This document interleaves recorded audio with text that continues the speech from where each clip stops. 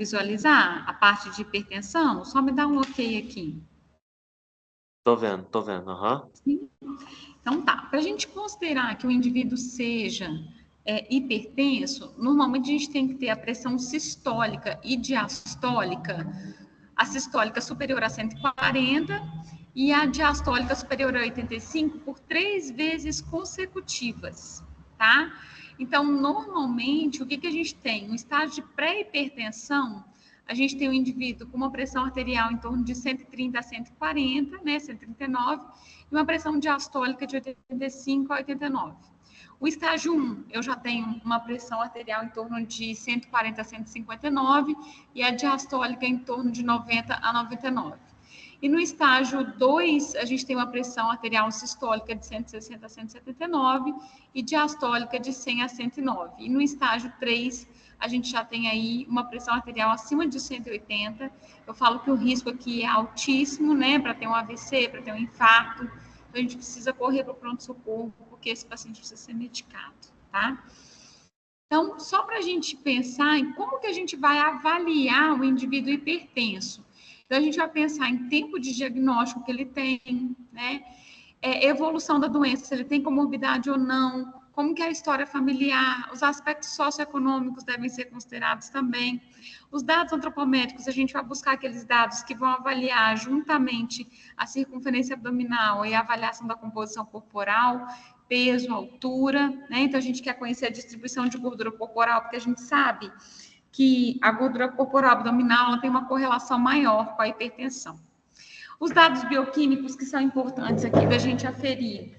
Potássio e magnésio, a gente vai ver por quê, são 2 micronutrientes aqui que têm um papel muito importante na hipertensão, né? O potássio ele inibe a secreção de renina, então isso ajuda a diminuir a liberação de angiotensinogênio e também de aldosterona, e o magnésio tem um efeito vasodilatador. Então, consumir alimentos ricos em potássio e magnésio é extremamente importante no tratamento da hipertensão.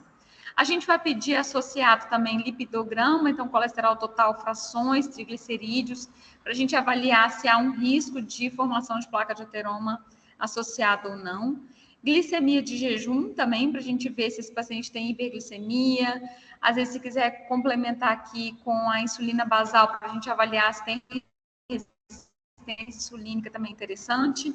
A gente sempre pede em um paciente hipertenso, a gente vai medir a função renal. Então, a gente vai pedir creatinina, urina rotina e pedir também nitrogênio ureico, tá? E dentro da avaliação dietética, a gente vai ter atenção, principalmente, né, para avaliar aqui o teor de sódio dos alimentos, de cálcio, de fibra, de magnésio, de potássio.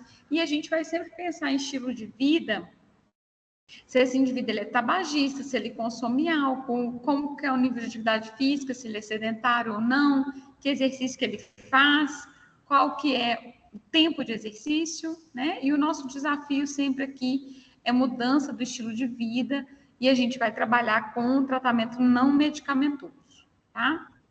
Então, se eu tenho um paciente com sobrepeso e obesidade, a gente vai tentar trabalhar aqui principalmente para redução de peso, para trazer esse peso para dentro da normalidade, porque a gente sabe que o controle de peso, ele já é, assim, nível A de recomendação para o tratamento da hipertensão, tá? A gente sabe que manter o peso dentro do adequado, aqui preveniu até em 40% o desenvolvimento de hipertensão. E uma dieta que tem sido muito utilizada para tratamento da dislipidemia é a dieta do Mediterrâneo. Então, a gente já conversou na aula sobre ela. Ela é uma dieta que tem algumas características interessantes, que é a diminuição de gordura saturada. Eles priorizam muito alimentos de origem vegetal, né? Frutas e hortaliças, normalmente eles consomem de 8 a 10 porções por dia, e uma porção seria mais ou menos igual a uma concha média.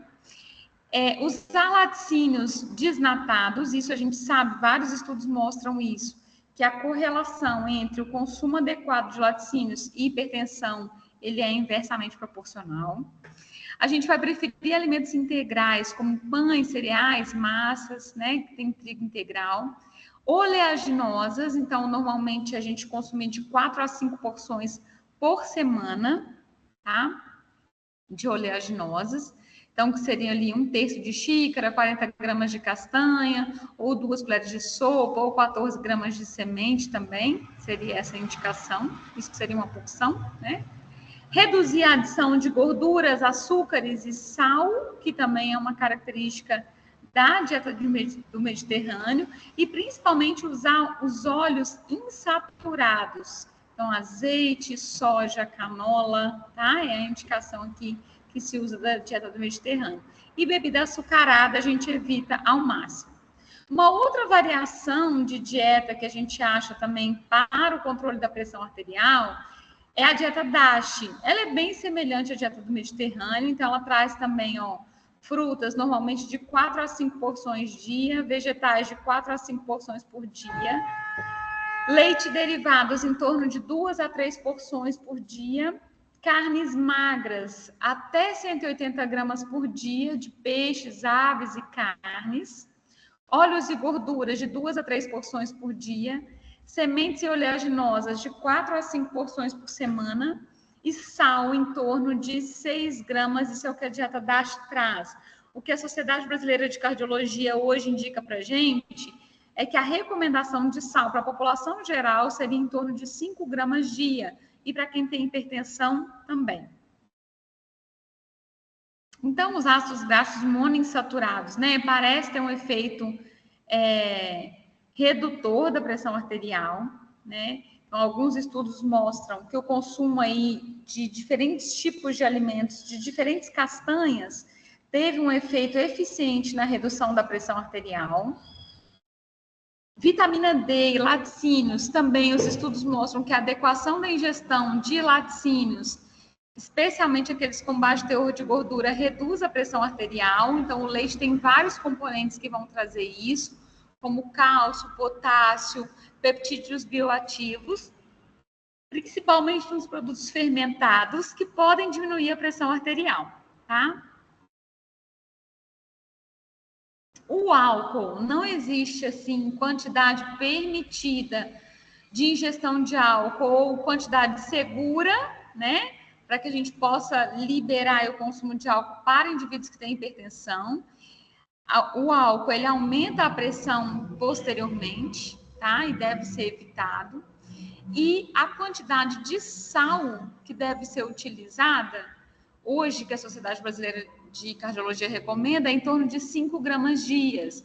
Os estudos demonstram que menor do que 6 gramas dia, a gente teve uma redução da pressão em 2,2 milímetros de mercúrio. E para aqueles pacientes que têm insuficiência cardíaca congestiva, para aqueles pacientes que têm, assim, como que eu falo, edema também, a gente pode fazer restrições mais severas do que 5 gramas dia. Então, normalmente a gente dá 2 gramas dia.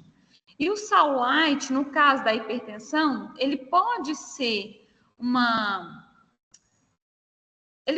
utilizado, né? Eu tenho a substituição do cloreto de sódio pelo cloreto de potássio, mas muitos pacientes reclamam do gosto dele, que ele não é gostoso, e realmente eu particularmente não gosto dele, tá? Eu prefiro reduzir a quantidade de sal e utilizar alimentos que intensificam o sabor de sal, como alho, cebola, cheiro verde, ervas finas, a gente usar gergelim, que são alimentos aí que intensificam bastante o teor de sal. O cálcio a gente já falou, né? O potássio aqui, ele vai diminuir a resistência vascular periférica, ele causa vasodilatação, ele suprime a secreção de renina, então ele também acaba, né, diminuindo a liberação do angiotensinogênio, né, 2. E a suplementação, muito interessante, os resultados são controversos, mas quando a gente usa fontes alimentares, a gente observa essa melhora da pressão arterial. A gente pode usar mamão, banana, melão, uva passa, damasco, abacate, iogurte, peixes, tá? Molho de tomate. E a recomendação de potássio aqui seria 2 gramas dia. E o magnésio também, né? Ele é inibidor aí da contração do músculo liso, ele traz vasodilatação, Então, ele tem uma relação inversa com a pressão arterial e, mais uma vez, que a suplementação ainda não tem evidência científica robusta. Então, a gente prefere utilizar alimentos que contenham magnésio. Aveia, arroz integral, tofu, milho, soja, oleaginosas, pistache, amêndoas, né? Mais um motivo para a gente utilizar 5 porções de oleaginosas por semana. Vegetais verdes escuros, a semente de abóbora, né, que é um alimento que é barato, também aí tem bastante magnésio. E a recomendação seria 350 miligramas para homens e 280 miligramas para mulheres. Atividade física, sempre recomendado, né? Sempre importante nesses pacientes aqui que o cardiologista faça a liberação dele para o exercício físico, porque senão a gente fica aí, né, com o risco desse paciente aí fazer uma atividade extenuante e acabar aumentando a pressão arterial, tá? E em termos de distribuição de macronutrientes, pensando somente na hipertensão, a gente teria aí de 55% a 60% de carboidrato, proteínas de 15% a 20%, a gente não usa menos que 1,2 gramas por quilo por dia de peso. Gorduras, a gente pensar em até 30%, desde que eu tenha uma proporção maior de gorduras monoinsaturadas. Fibras de 20 a 30 gramas dia. O álcool, não recomendado, né, para esses casos. Colesterol, até 300 miligramas dia, que seria um ovo por dia. Vitaminas e minerais dentro da RDA e sódio, até 2.000 miligramas dia ou 5 gramas de sal. Então, só para a gente finalizar aqui, né? O ideal aqui que a gente tenha como tratamento, né? Se eu preciso ali controlar o peso, alcançar o peso ideal, diminui a hipertensão, diminui a pressão arterial. Ter uma dieta saudável do tipo DASH, rica em frutas, legumes e verduras, reduz em até 3 milímetros de mercúrio a pressão arterial sistólica, né?